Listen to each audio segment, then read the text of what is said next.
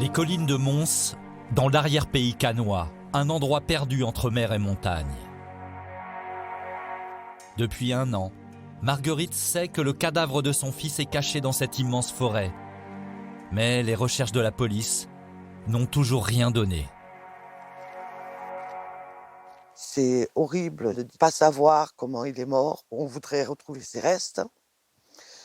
Et puis, pour nous, pour son fils qui souffre, pour savoir exactement ce qui s'est passé. La perte d'un enfant, je suis handicapée, j'ai une partie de moi qui me manque et qui me manquera toujours. Aujourd'hui, Marguerite se bat pour connaître la vérité sur le meurtre de son fils, Thibaut Fenu, barman de 32 ans disparu à Cannes le 22 octobre 2015. À l'époque, il était fou amoureux de Marlène, une jeune femme qui se disait forcée à se prostituer dans les bars à hôtesses. Thibaut s'était mis en tête de la sauver. A-t-il été supprimé car il en savait trop sur l'entourage de Marlène? Ou a-t-il été tué par ce jeune homme, un autre amant de la jeune femme, lors d'une simple bagarre qui aurait mal tourné?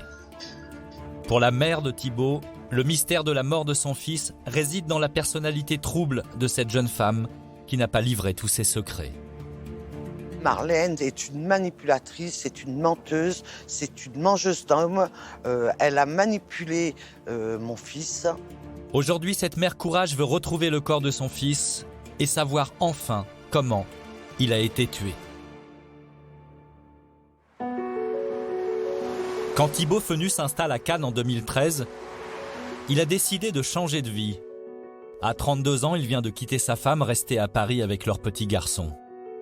Il veut se rapprocher de sa mère et il enchaîne les petits boulots dans la restauration. Mais le destin de ce barman bascule en septembre 2013 près de la gare. Il rencontre, dans un restaurant, une ravissante jeune femme. Elle porte un nom de star, Marlène Dietrich, comme l'actrice allemande immortalisée par ses rôles de femme fatale. Stéphane se souvient du jour où son ami Thibaut Fenu a succombé au sourire de cette jolie brune. Elle l'avait regardé, il est parti la voir. Il lui a demandé son numéro, elle lui a donné. Et le soir même, il a atterri chez moi. Et il avait des messages du portable, elle lui envoyait déjà des messages, je suis amoureux de toi, on est fait pour être ensemble, etc. Je lui ai dit, mais tu la connais pas. Et on rigolait justement. Mais il a fini quand même par se mettre avec elle, quoi. Les deux amants parlent déjà de s'installer ensemble. Mais Marlène lui confie aussi les misères de son passé. À 33 ans, elle a déjà 5 enfants de 3 pères différents. Elle a accouché de son premier garçon à 15 ans. Un viol, affirme-t-elle. Elle se dit aussi violentée par ses anciens compagnons et même rackettée par des gitans. Stéphane, l'ami de Thibaut, a toujours eu du mal à croire à ces accusations, surtout après une affaire qui l'avait particulièrement marqué.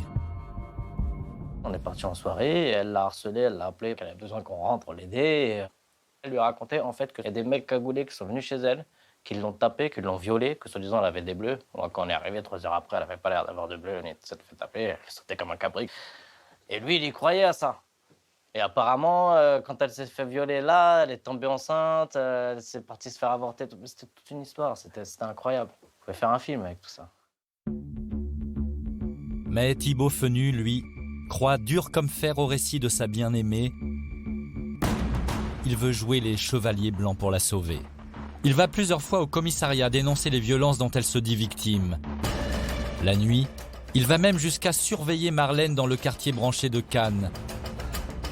Car elle prétend qu'elle serait obligée de se prostituer dans des bars à hôtesses. En août 2015, Thibaut tente d'empêcher Marlène d'entrer dans l'un de ces bars. Il est pourchassé par un vigile qui le passe à tabac.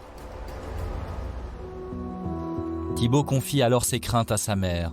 Pour lui, Marlène serait prostituée de force par son ancien compagnon. Alors moi, je vais vous lire la plainte quand même qu'il a été déposée. Ma compagne, Marlène Dietrich, est prise dans un réseau de prostitution. Alors il dit aussi, je me sens menacé car selon mes échos, ces gens sont très dangereux et pourraient tuer des filles ou moi-même. Cette plainte, comme les autres, ne donne rien.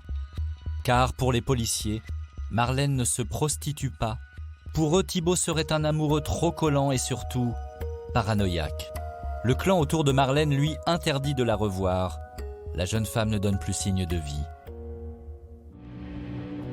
Thibault préfère s'enfuir de Cannes à l'automne 2015. Retour à Paris où il compte repartir sur de nouvelles bases.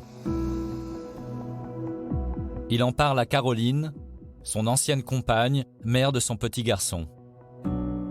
Il allait me demander une garde alternée parce qu'il comptait se réinstaller sur Paris, retrouver un boulot et puis un appartement. Mais, à peine revenu à Paris, Thibault reçoit la visite surprise de Marlène. Elle lui dit qu'elle l'aime, qu'elle est malheureuse sans lui. Marlène lui fait alors tout un tas de promesses. Elle lui disait qu'ils allaient se paxer, qu'elle comptait faire des enfants avec lui, elle lui a fait croire monts et merveilles. Le 22 octobre 2015, le couple repart à Cannes. La vie de Thibault va alors basculer. Dans la soirée, Marlène lui demande de la rejoindre ici, dans sa résidence. Le jeune homme envoie alors des SMS alarmants à sa mère. Il trouve Marlène nerveuse. Ce SMS adressé à sa mère sera son dernier signe de vie. Elle a peur, elle se sait surveillée. Elle m'a demandé de ne pas rester sur le balcon et à fermer le rideau métallique. Mais quand je lui demande « t'as peur que je sois vue », elle ne veut pas en parler, donc j'insiste pas. Pourquoi Marlène a-t-elle voulu à tout prix fermer le rideau métallique ? Marguerite est inquiète. Son fils ne répond plus au téléphone, ni ce soir-là, ni les jours d'après. Thibault Fenu a disparu. Marguerite file à Cannes chez Marlène. Elle veut savoir ce qui s'est passé. Elle inspecte son appartement. Son fils n'est pas là, mais Marlène ne semble pas vraiment inquiète. Droit dans les yeux, elle m'a regardée, elle m'a dit « mais de toute façon, Thibault, il est parti le lendemain matin, il va revenir, il ne faut pas s'inquiéter. » Voilà. Elle était toute pimpante, très cool. Non, vraiment pas quelqu'un de traumatisé par un drame ou... Non. Marguerite signale la disparition inquiétante de son fils à la police. Les proches de Thibault, eux, créent une page Facebook pour recueillir d'éventuels témoignages. Sans succès. Le mystère est total. Mais 5 mois plus tard, coup de théâtre. Le 10 mars 2016, ici, dans les gorges de la Siagne, à 40 km de Cannes, un pêcheur découvre un cadavre. Ce n'est pas Thibault Fenu, mais ce corps va donner un coup d'accélérateur à l'enquête. On a retrouvé le corps ici. Florent Marot, le chef de la police municipale, est alors appelé pour constater ce qui s'avérera être un suicide. Le corps était là. Il était accroché comme ça, pratiquement assis sur l'écharpe, accroché, noué autour du cou. Et il avait une petite banane sur lui avec ses documents. La victime est un jeune de 18 ans qui vit dans la région, un dénommé Seman Mansour. Sur Internet, Sims était connu pour ses vidéos de rap. Avant de se pendre, Seman Mansour a enregistré une dernière vidéo où il annonce son suicide et une phrase va intriguer les policiers. Je sais que je ne suis pas un tueur et je ne peux plus vivre avec ça. Seman Mansour avait-il sur la conscience un meurtre trop lourd à porter ? Les policiers font alors une découverte stupéfiante. Ils apprennent que Seman Mansour a été lui aussi l'amant de Marlène Dietrich en 2015, à l'époque où elle fréquentait aussi Thibault Fenu. Les deux hommes étaient-ils rivaux ? Seman Mansour, fou de jalousie, aurait-il tué Thibault Fenu ? Les policiers décident alors d'interpeller Marlène Dietrich pour en avoir le cœur net. En garde à vue, la jeune femme finit par reconnaître qu'un meurtre a bien eu lieu chez elle le 22 octobre 2015. Ce soir-là, dit-elle, Seman Mansour apprend que Marlène est avec Thibault Fenu. Fou de rage, il file chez elle pour s'expliquer. Pour maître Delphine Girard, l'avocate de la famille de Thibault, la discussion aurait rapidement dérapé. Il a fait le forcing justement pour pénétrer dans cet appartement et rencontrer Monsieur Fenu. Donc, elle le dévoile, ça. C'est-à-dire qu'elle reconnaît qu'il y a une dispute entre les deux hommes dans cet appartement. Pas de détails, une dispute, un choc, un accident, une chute ou un étranglement. Après les aveux de Marlène, les juges de grâce tentent de comprendre son étrange comportement dans toute cette affaire. Était-elle vraiment cette victime persécutée par les hommes, comme elle l'a raconté à Thibaut Fenu? N'est-elle pas plutôt une femme fatale, manipulatrice, qui joue avec ses amants et les mène à leur perte? Nous avons rencontré sa mère et son beau-père. Pour eux, Marlène était loin d'être une victime soumise aux hommes. Depuis que je la connais, elle n'a jamais eu une vie difficile. Hein. C'est elle qui a fait sa vie, elle voulait écouter personne. Hein. Ouais. Elle a toujours fait ce qu'elle veut. Hein. Et après, ce qui s'est passé ce jour-là, le seul truc que j'ai dit à Marlène quand je l'ai vue, il fallait tout de suite aller à la police, tout de suite faire quelque chose. Quoi. C'est pas, voilà. Et qu'est-ce qu'elle a répondu? Rien, c'est pas elle. Pour Maître Girard, Marlène Dietrich aurait même joué les victimes pour maintenir Thibaut Fenu sous son emprise. Il y a un sentiment de manipulation, c'est-à-dire que par le fait qu'il est très amoureux d'elle et qu'elle le sait, elle le manipule. C'est vrai qu'elle fréquente les établissements de nuit, ça ne veut pas forcément dire qu'on se prostitue. Elle dit qu'elle est régulièrement rouée de coups, battue, enceinte, plusieurs cancers. C'est pas vérifié, hein. Marlène Dietrich a été mise en examen pour complicité d'assassinat et incarcérée, car les juges n'ont pas été convaincus par son scénario de la nuit du drame. Selon Marlène, elle aurait descendu le corps de Thibaut Fenu avec l'aide de Seman Mansour, l'amant jaloux. Ils auraient traversé le hall avant de le traîner jusqu'à la voiture garée sur le parking. Marlène et Seman Mansour auraient ensuite roulé pendant 1 heure avant de l'enterrer dans les collines de Mons.